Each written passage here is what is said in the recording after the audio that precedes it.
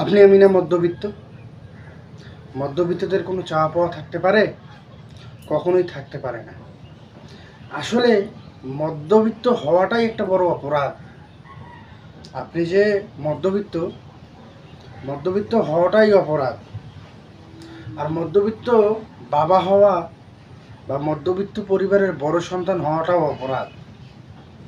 আপনি মধ্যবিত্ত পরিবারের বড় সন্তান, লেখাপড়া করছেন, একটা ভালো জায়গায় গিয়েছেন বা ভালো বিশ্ববিদ্যালয়ে লেখাপড়া করছেন, বন্ধুদের সাথে মিশছেন, আপনার ফ্রেন্ড আপনার সামনে দিয়ে গাড়ি হাঁকিয়ে নিয়ে চলে যাচ্ছে, কিন্তু আপনি দেখে আফসোস করছেন যে আমার বাবার তো সামর্থ্যই নেই, কোথা থেকে কিনে দেবে। কারণ কি? আমরা মধ্যবিত্ত।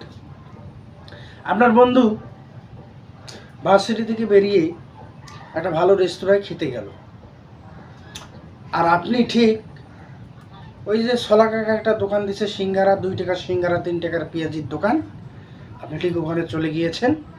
চলে গিয়ে 2 টাকা 3 টাকার সিঙ্গারা পেঁয়াজি খেয়ে বলছেন, ইস, আজ যদি আমার কাছে টাকা থাকতো আমি ওই জায়গায় খেতে যেতাম।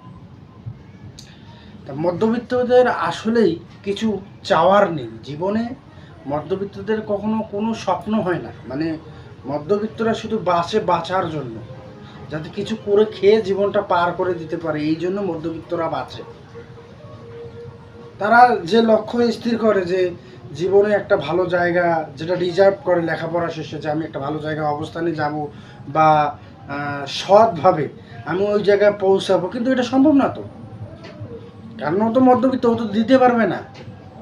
ও যে আপনাকে দিয়ে যে ওর চাকরিটা নিবে, ওটা তো দিতে পারবে না। কারণ মধ্যবিত্ত। মধ্যবিত্তদের আসলে কোনো চাওয়া পাওয়া থাকে না। মধ্যবিত্তরা যখন লেখাপড়া শেষ করে, হাতে কোনো কাজ থাকে না, কথা বলার মতো কোনো জায়গা থাকে না, মামা খালু চাচা টাকা পয়সা কিছু থাকে না, তখন তারা না পেরে বেসরকারি প্রতিষ্ঠানে চাকরি করে নিজের জীবন বাঁচানোর চেষ্টা করে। আর বাবাদের কথা কি বলবো, বাবারা তো এক একজন যোদ্ধা, যাদের জন্য আজ অনেক সন্তান পৃথিবীতে টিকে আছে তাদের বাবার মুখের দিকে চেয়ে। আমি আসলেই মনে করি বাবারা যোদ্ধা। রোদ নেই, বৃষ্টি নেই, অনাবরত পরিশ্রম করেই যাচ্ছে, দিন রাত 24 ঘন্টা নিজের পরিবারকে একটু ভালো রাখার জন্য পরিশ্রম করেই যাচ্ছে। বাবারা কখনো দেখবেন একটা সার যতক্ষণ ছিঁড়ে না যায় বা সারটা যতক্ষণ একেবারে মানে অফিসে চলেই না, তখন কিন্তু একটা সার তবুও নিজের পয়সা দিয়ে কিনে না। ওই যে জমানো টাকা, বাসায় ওনার স্ত্রী হয়তো একটু জমিয়ে রেখেছে, সে টাকাটা নিয়ে ওনার স্ত্রী একটা শার্ট কিনে ওনাকে গিফট করে। প্রয়োজন ছাড়া বাবারা কখনো খরচ করে না। আর মধ্যবিত্ত পরিবারের সন্তানদেরই চাহিদা থাকে বেশি। এই আমার গাড়ি নেই কেন, আমার বাড়ি নেই কেন, আমার মোটরসাইকেল নেই কেন, হ্যাঁ, আমার ল্যাপটপ নেই কেন, আমার দামি একটা ফোন নেই কেন, মানে চাহিদার কোনো শেষ নেই।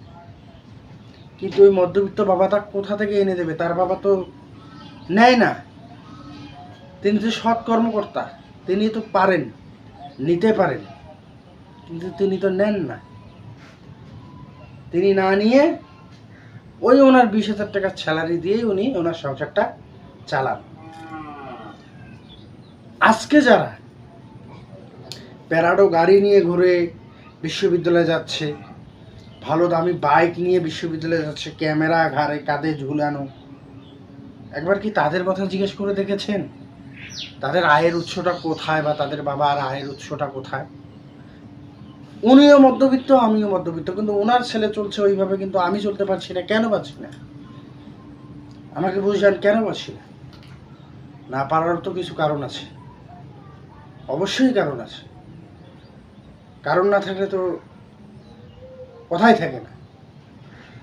তো আসলে মধ্যবিত্তরা যে বাঁচে কিছু স্বপ্ন নিয়ে বাঁচে, মানে কিছু কিছু কিছু আশা নিয়ে বাঁচে। তাদের এই আশাটাকে আমরা প্রতিনিয়ত শেষ করে দিচ্ছি, স্বপ্নটাকে ভেঙে চুরমার করে দিচ্ছি।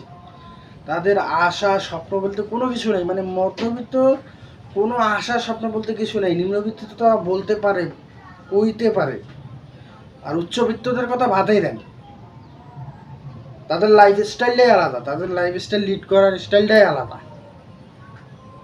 আর মধ্যবিত্তরা একটু ভালো থাকার চেষ্টা করাটাই তাদের অপরাধ, একটু ভালো জায়গায় চাওয়াটাই তাদের অপরাধ, একটু মানে ভালো কিছু করতে চাওয়াটাও তাদের অপরাধ, বা একটু নিজেকে ভালো জায়গায় নিয়ে ভালো জায়গায় প্রেজেন্ট করার চাওয়াটাও তাদের অপরাধ। তাহলে মধ্যবিত্তরা যাবে কোথায়? আরে আপনার আমার বাবা তো নেয় না। যদি নিত না, এটা যদি নিত, তাহলে আমারও আজকে গাড়ি থাকতো, আমারও আজকে মনে করেন 5 স্টারে যে আমিও মোবাইলে চেক ইন দিতাম। ওই যে পারে না, আমাদের বাবারা পারে না, সৎ ব্যক্তি পারে না। আমাদের চাওয়া পাওয়া কখনো পূরণ হবে না, কারণটাই হচ্ছে আমরা মধ্যবিত্ত। আর মধ্যবিত্তদের কোনোদিন চাওয়া পাওয়া থাকে না, সবসময় চুপচাপ থেকে যেতে হয়। তবে আমাদের বাবারা যোদ্ধা, আমি গর্বিত, আমি আনন্দিত যে আমাদের বাবা একজন যোদ্ধা। আপনার আমার, আমাদের সকলের, যারা আমরা মধ্যবিত্ত রয়েছি, তারা যারা এখনো মধ্যবিত্ত শ্রেণীতেই রয়েছি, মানে মধ্যবিত্তর শ্রেণীতে কেন রয়েছি, যে এখনো সেই রকম লাইফ লিড করতে পারিনি। আজ করব না, 10 বছর পরে করব, নিজেকে সেইভাবে তৈরি করব। মধ্যবিত্তরা যে স্বপ্ন থেকে স্বপ্ন পূরণ করতে পারে, সেটা আপনাকে, আমাকে এবং আমাদেরকে সকলে মিলে একত্র হয়ে দেখিয়ে দিতে হবে যে পারে।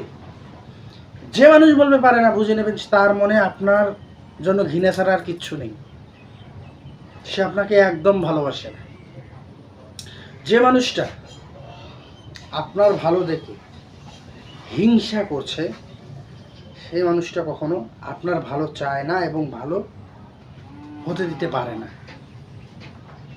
তাই আসুন, আমরা সকলেই যারা মধ্যবিত্ত, তারা একটু ভালো থাকার জন্য একটু কষ্ট করে এগিয়ে যাই, মধ্যবিত্তদের স্বপ্নকে মরতে না দিই, এবং আমরা আমাদের স্বপ্নটাকে আঁকড়ে ধরে বেঁচে থাকি, আমাদের বাবাকে সম্মান করি, মাকে সম্মান করি, যে এখনও আমরা মধ্যবিত্ত রয়েছি। মধ্যবিত্ত থাকাটাই বড় কথা। আজ ভালো পোশাক পরলাম, কাল ভালো পোশাক পরলাম, পোশাক পরাটাই বড় কথা না। বা আমার কাছে একটা গাড়ি আছে, ভালো একটা রোলেক্স ঘড়ি আছে, আমার কাছে একটা প্যারাডো আছে, আমি এটা নিয়ে বিশ্ববিদ্যালয়ে যাচ্ছি, ঘুরছি ফিরছি, এটা বড় বিষয় না। এই দিন আপনারও একদিন আসবে, শুধু সময়ের অপেক্ষা। সকলে ভালো থাকবেন, ইয়োর সাগরকে ফলো করবেন। কথা হবে আপনাদের সাথে, কমেন্টে জানান, কথা হবে।